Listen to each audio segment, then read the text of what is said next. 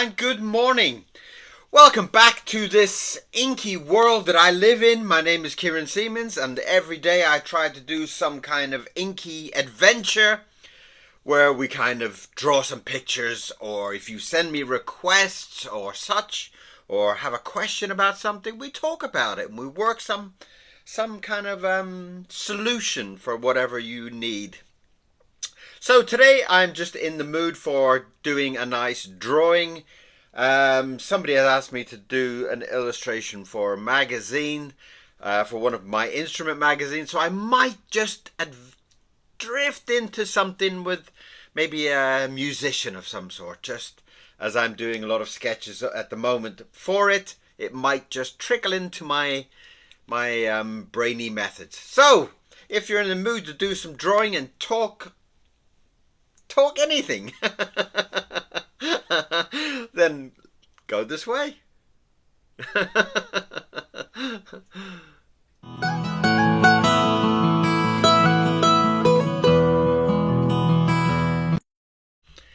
So we're back, and as you can see, I don't script any of this stuff out. I just push go and start talking.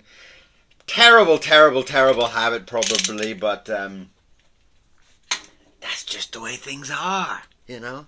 I can't sit here and write a whole script as well as editing it, drawing it, talking.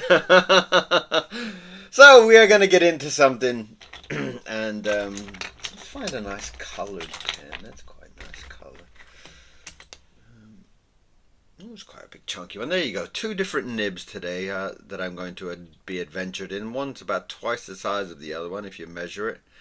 So that is what we are going to be playing along the lines of, and we are going to get into something. Well, let's try and start with the big nib. It's always nice to start with something big.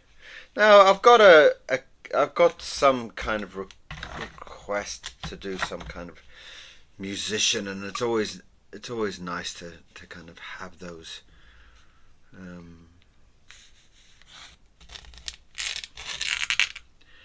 It's always nice to come up with a different shape that you're not used to doing. And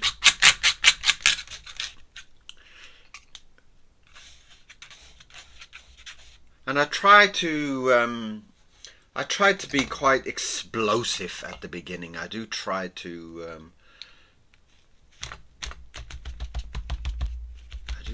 kind of get some excitement in my mind, you know, see something that's kind of an expressive line to start me off, rather than just sitting going doing something. Sometimes I start off with something very expressive, and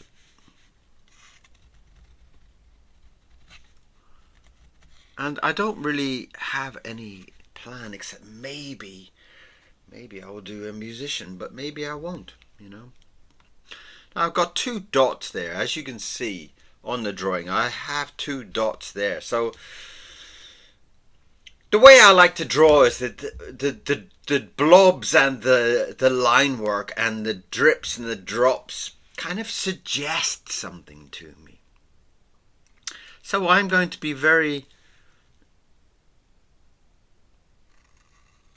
to suggest that they are already,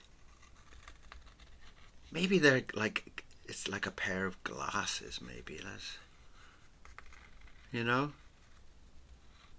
And I like to have this feeling that the drawing is in the paper and we are finding it, and that by having those drops fall exactly where they are, start me off in a beautiful direction.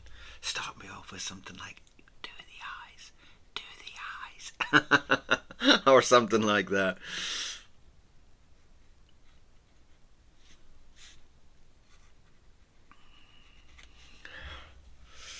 Now it gives me a very large kind of hunched body if I'm to do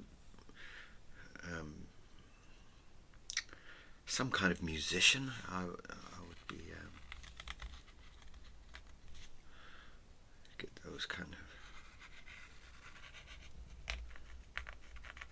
those kind of glasses, those kind of spectacles.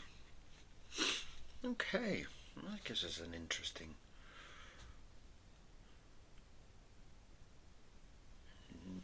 kind of start to things, doesn't it? I think I've kind of moved him too far over, or the line has done it too far over for me, possibly to kind of do a musician, but that might be part of the challenge, you see. And that's sometimes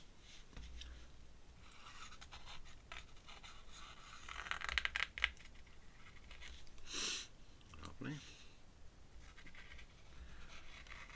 See, sometimes that's part of the kind of adventure of kind of when the line falls in a certain place and it's not really where you wanted it, it kind of makes you draw something different. And that's where I'm leading this. No. And that's getting really quite thick. I'm going to leave that on the side for the moment and go for the other one. Looks a bit thinner, and that will help me. Let's give him a nice handsome mustache. Not unlike my handsome mustache. And I hope you're drawing today. I hope you're getting that piece of paper out and some paint or something, and or some, even a pencil. Pencils can be quite nice if you're. Well, that's come up quite interesting, hasn't it?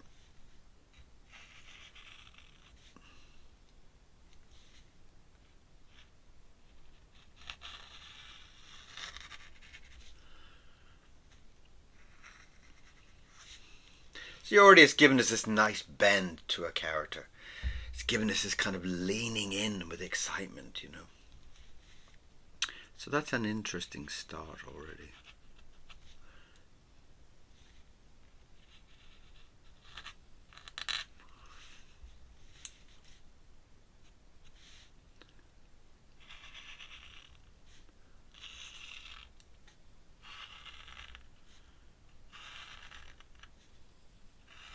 So we're going to give him a nice big toothy smile.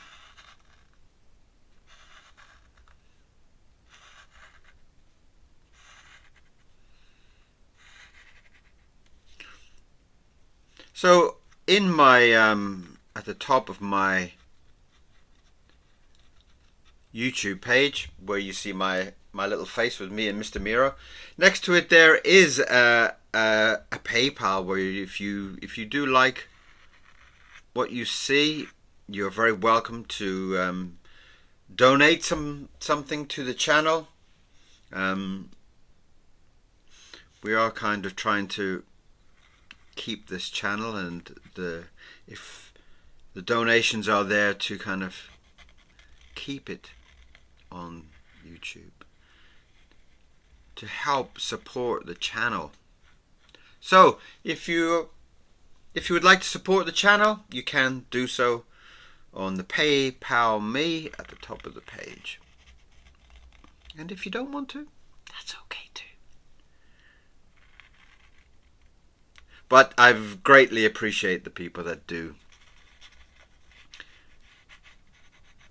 as the rising costs for ink and paper are ridiculous at the moment. I go through large bottles of ink. As you've probably seen, you see these large kind of liter jugs of ink that I go through, and that is my my way of drawing.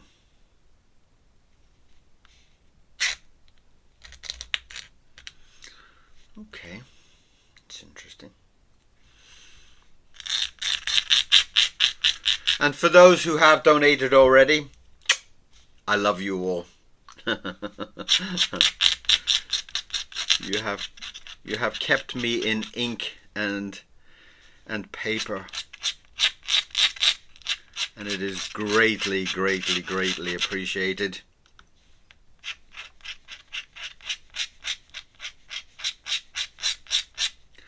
Now, I don't know of any other places like YouTube. I know TikTok, Instagram. No, I don't really feel Instagram works for me. I don't really know why, but TikTok seems to be a little bit better. I don't really feel like Instagram really works. I don't know. It's like, it's just doesn't seem to get much traction.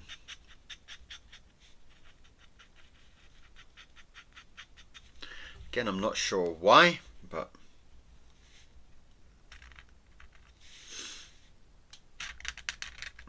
some, you know, so, my way of drawing and my videos do only appeal to a certain amount of people. I'm not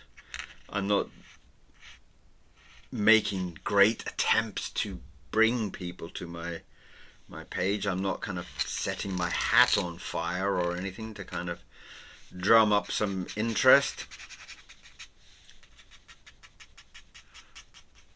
I do know that lots of people try lots of amazing different things to get different people. I'm not really that. I would rather just do the drawings, and if you like the drawings, come back.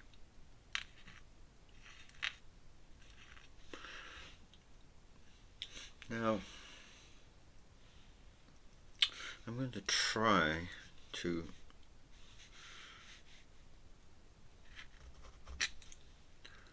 draw a small instrument, possibly a mandolin. Since I've been fixing lots of old mandolins, as you've probably seen.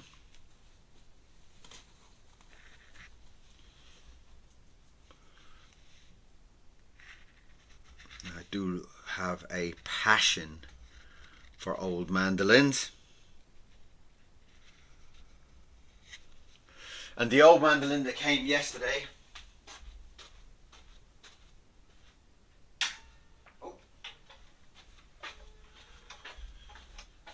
look at that beauty. Isn't that absolutely beautiful? Absolutely stunning, this little mandolin. And it's got a rather gorgeous round back to it. Needs a little bit of a fix, but it's beautiful. I absolutely love them. Love them to bits. And it also gives me something to kind of keep my mind active when I'm trying not to write books and make videos and draw. It gives me something else to think about. And it can be quite difficult sometimes to kind of keep your mind busy. So,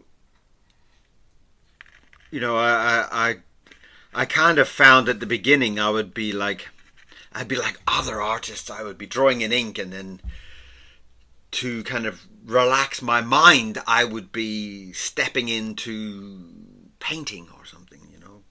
And I would be giving myself more stress by learning oil painting and stuff like that. And so I had to find something to keep the mind fresh, you know, so that when I do come back to draw, my mind is all full of exciting new ideas.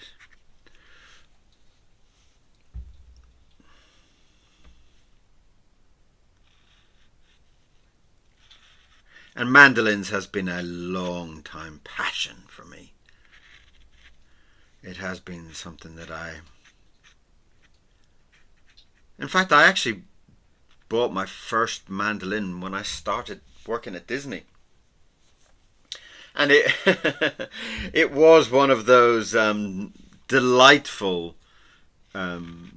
periods of time in my life. Well, obviously not for other people, you know. At the time, I shared a house, and the people that I shared a house would be like, stop playing that thing.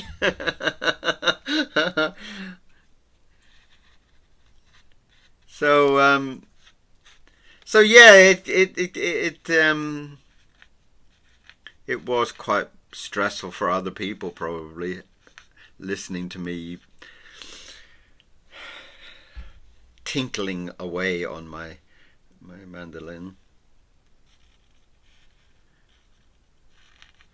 So it has been a passion for years.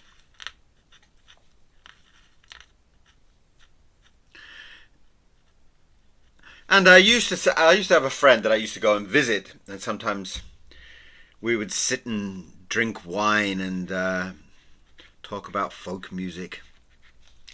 My old friend George. And he got me into all these bands, these amazing folk bands. One of those bands was a band called Planksty, which is this group here, if you don't know them. It's an Irish group. And this man here is called Andy Irvine, and he played the mandolin and he played the Irish bouzouki. And they were the two people that started my mind racing with all these 8-stringed instruments. And I had heard him play on some of these records that my friend was playing on his record player at the time, and it really amazed me at the sound of this instrument. And I remember kind of saying, "What's that sound?" You know. And he was like, "Oh, that's the mandolin, and that's Andy Irvine, and what." And that is where my obsession began. And it got to a point where I'd gone to see. There was an advert in the magazine at the time, and it was like Andy Irvine playing in wherever it was, up North London somewhere. And I thought, well, I've got to go and see how this man plays this mandolin, because it was just, the sound was in my head. It was like some kind of infection in my brain, you know. And I travelled up to North London on my own, of course, to see this man play his mandolin. And when I got there, he was playing very little mandolin. He was actually playing like mandolas and bouzouki's and all this crazy stuff. And I was like, what are these things, you know? And that just got my mind filled with this magical sound. And to this day, you know, if I see Andy Irvine playing on a video or I go and see him in a concert, it's just amazing watching his fingers kind of flying around like that.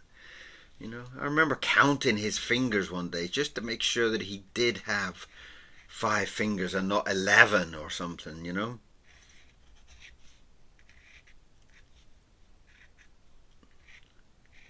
Because sometimes it just looked like unbelievable what he was actually playing.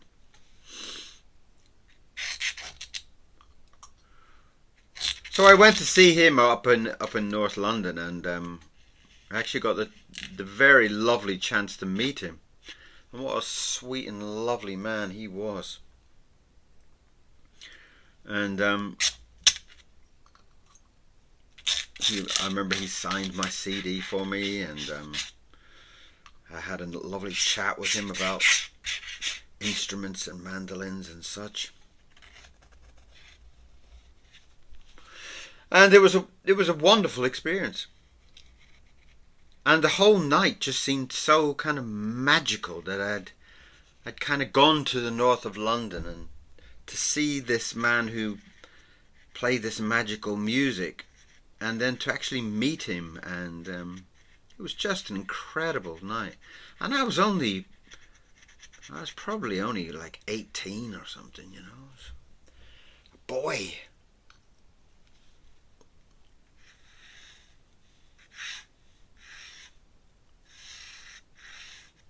And I remember going, you know, my head was spinning with all this magical music. And I remember going back to the train station, and some man saying, "Where are you going to, lad?" And I was kind of like, "Well, I'm going down." I don't know where I was at the time, Cricklewood or something like that. And the man's like, "There's no more trains to Cricklewood." I was like, "Oh." And he said, "But I'm driving the train, and you can sit up with me if you want. Sit up at the front of the train." And that was just incredible. It just seemed to add to the whole magic of the night, you know. This feeling that I was up in the front of the train, driving the train, as it were. And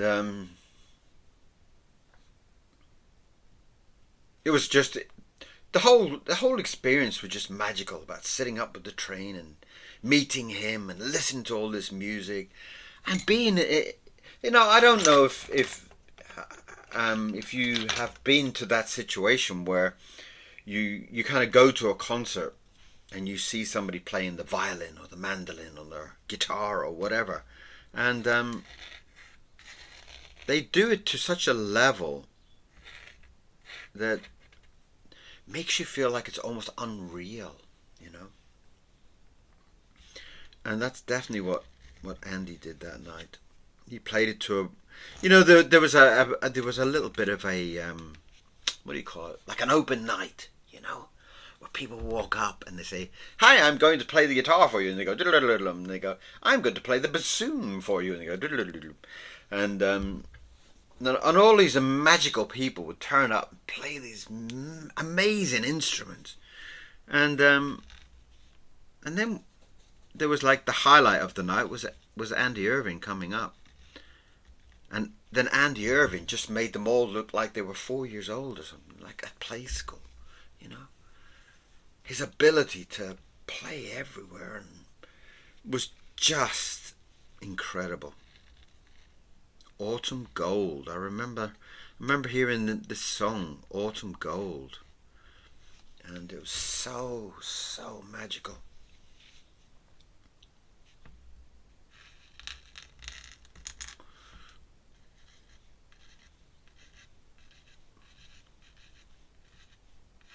And for those who are not into the folk music, I'm sure it's a strange thing, but to watch somebody who can play an instrument so well is it's just incredible for your mind. To see somebody, you see lots of people at this level, and then you see somebody at this level, you know.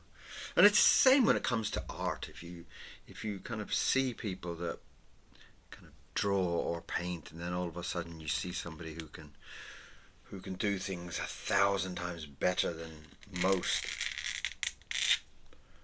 it is an incredible experience. I remember when my daughter was younger, we used to have to go to these kind of like classical things, because she was playing the piano and stuff like that at the time, and we would go to these places where you would see these people playing. You would see that they would be playing violin or piano, and they would just play it to a level that was just godlike, you know. And it makes you think about how many hours these people have spent to get to that level.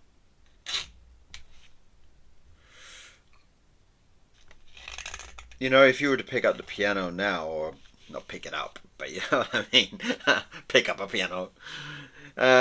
If you were to start playing a piano now, or the violin, or anything like that, it would take you so many hours of practice to get to a okay stage, you know. As it has done with me and the mandolin. I mean, I love the mandolin, but you know, the many hours I have spent on it.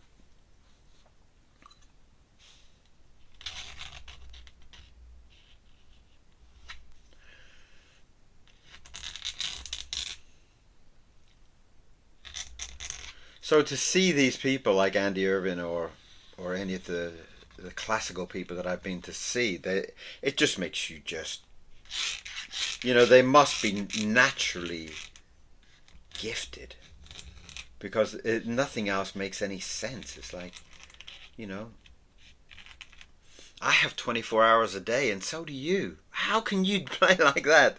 How can you get that level of excellence, you know?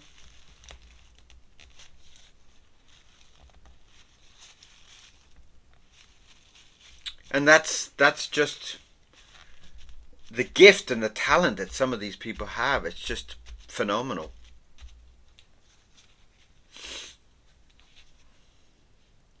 So I've done my man playing some kind of mandolin here.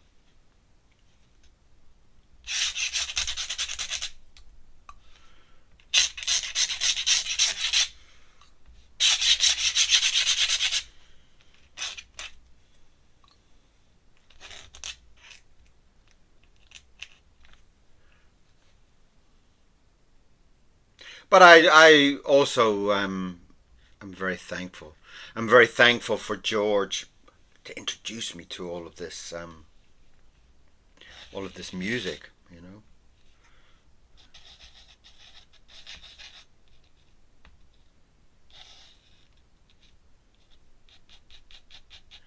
And I'm very thankful for Andy Irvin to also be stimulating my mind and exciting me to, you know, for giving me their talent, you know, for me to be sharing their talents. It's just, you know, sometimes you just sit there and you play some music, and you know, you put on a CD and you listen to people, and it's just, I don't know, their stories, their songs touch your heartstrings, you know.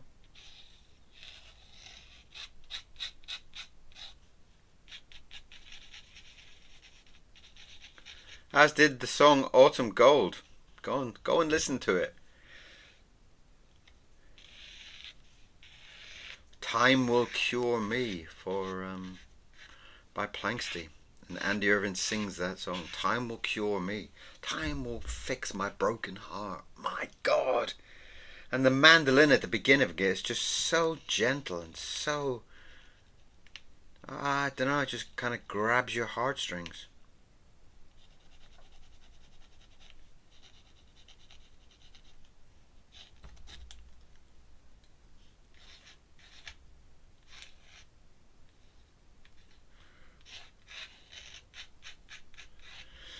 The crowd there staring up at him, playing his little mandolin. I feel like he needs some color. I know. See, color is always this battle that I have. Color is always this thing that I don't really like to add color, because time is so short. Time is such a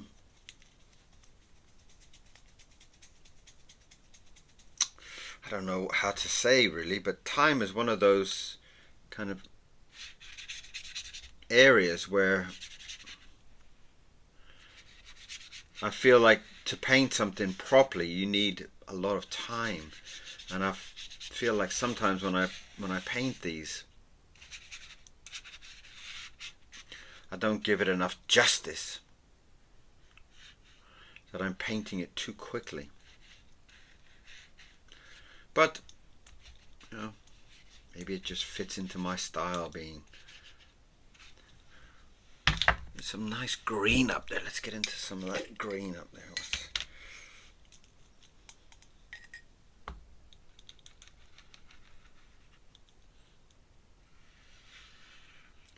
A lovely big green shirt. Now this is definitely an acrylic paint because it smells horrible.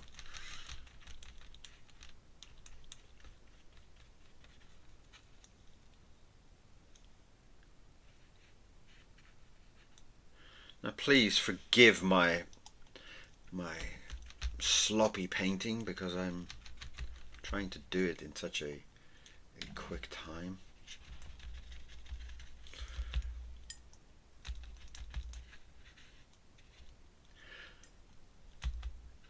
People have actually said that my sloppy painting style fits my my drawing style, so I'll take that as a compliment.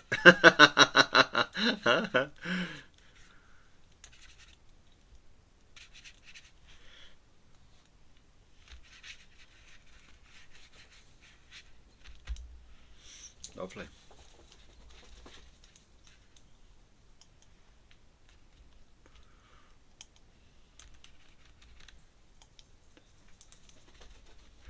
What's Mr. Miro running around so excitedly for? What have you seen? Have you seen a squirrel out there?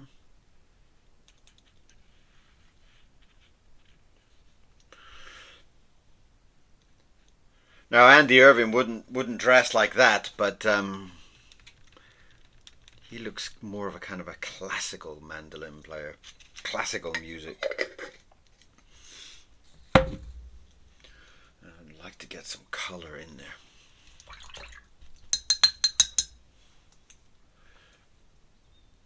What have I got there? Cyan. Cyan's always beautiful.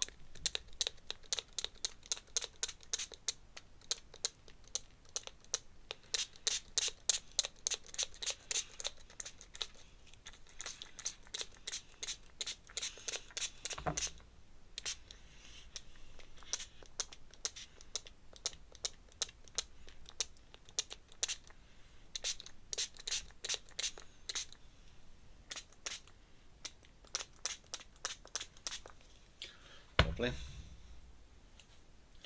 Some colourful trousers. Let's get a little splash of yellow in there for the mandolin, just to make it stand out.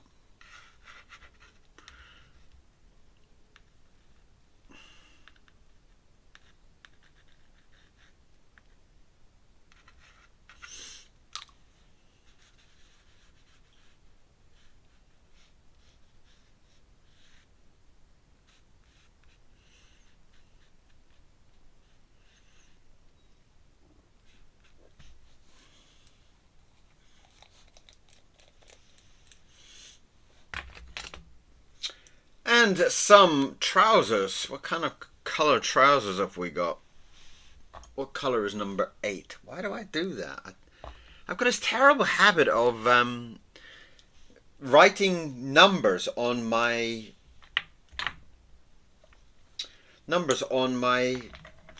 ink jars.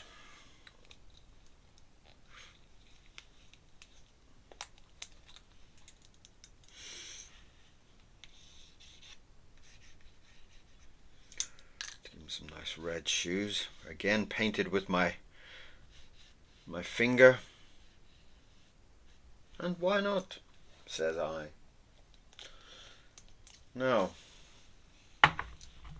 for his trousers, what have we got? We've got a red there.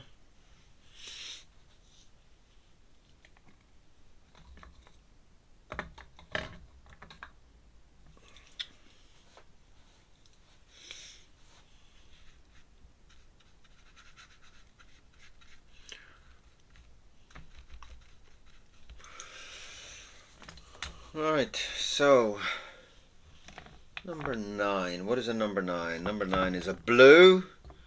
Oh, purple. Let's have a look at some purple.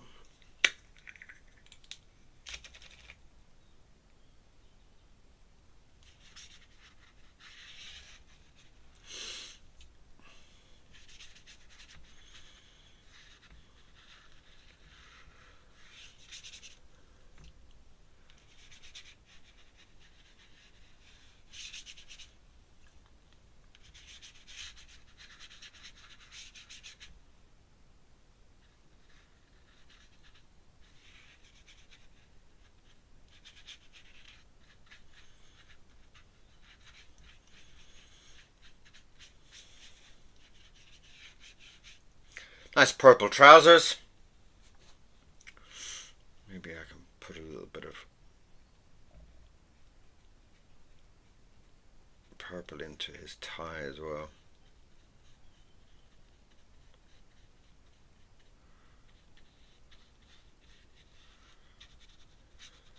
Lovely. Now I've just noticed that I haven't painted his other arm. Sorry, this is taking so long today.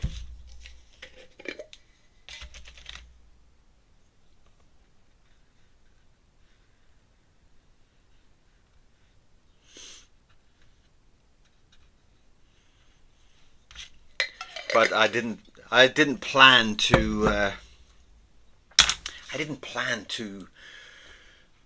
color it.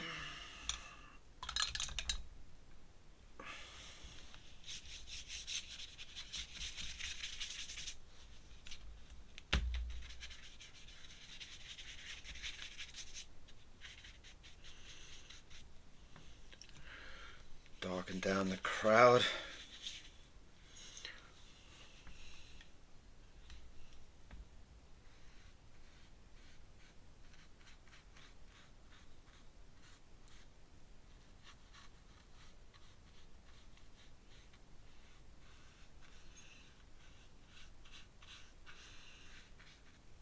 Cool.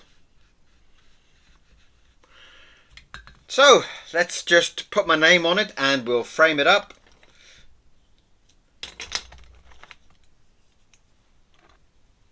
You know my name by now. Surely you know my name by now.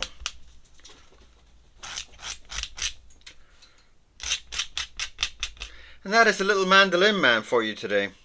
And I hope you enjoyed it. I hope it was a pleasurable drawing.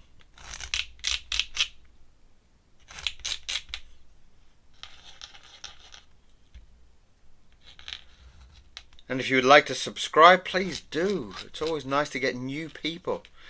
In fact, I think I'm about 10 people away from hitting 2,000. So that would be lovely if you could come and join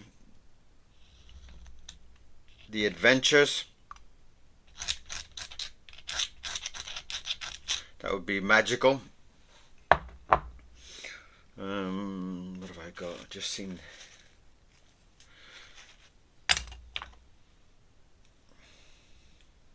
Have I got a clean finger? Or I can.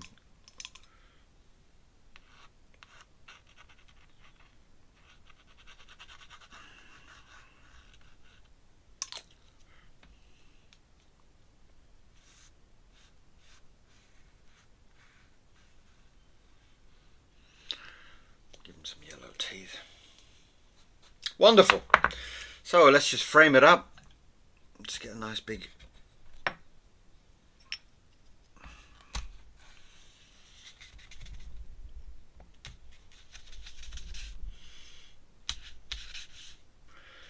and this is today's drawing. It is the Mandolin Man. And I hope you enjoyed it. I hope you'll send me a comment and tell me what you think of it. I know it's a little bit rushed, a little bit quick, but you know, I'm trying to keep these drawings within 20 minutes, half an hour, but sometimes I get carried away. And that is today's drawing. Thank you very much, the Mandolin Man. So, yeah, not bad. Not bad, not bad. What did you think? That's the important thing. What did you think about today's drawing? What did you feel? Did we capture the atmosphere of him standing on stage playing his concert? I think we did. I think we did. So, thank you very much for being here. Thank you for sharing this time with me. And I look forward to your comments. And I'll see you soon. Bye-bye.